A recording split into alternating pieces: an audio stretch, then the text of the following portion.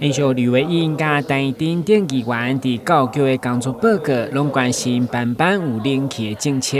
议员詹培雅则进一步关心国校装冷气以后的收费如何规划，要求除了中央一般分配款的补助，提醒市府一定要协助经济弱势家庭，因为对因来讲拢是额外负担。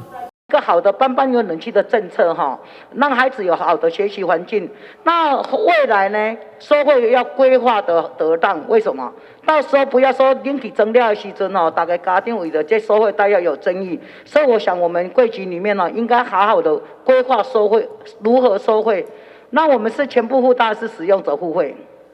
根据做报告中央它装的冷气也考量到这个电费的负担，所以呢，一年呢会补助4个月，那每一年补助4个月，对，就5月、6月、9月。是一年补助4个月，还是补助4个月以后都？一年补助4个月的电费。一单补助4个月。对啊，1个月22天，1天8个小时。所以这样的一个经费是由中央用一般的分配款呢来补助。另外，议员所争取台南教师爱全面公费健康检查议案，教育局长嘛表示，已经确定明年开始落实每3档的巡回健康检查，只要40岁以上的教师将有3500块的补助。从明年开始呢，我们第2个循环呢，我们已经让没有兼行政的老师也可以有3500，但是我们用统一招标的方式呢，而且巡回到各个学校。是巡回，但是总是有就对了，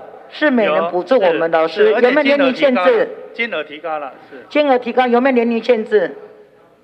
年龄限制，我们现在目前都是40岁以上。40岁以上，所以我们台南市所有教师工会健检3500。对，好40岁以上。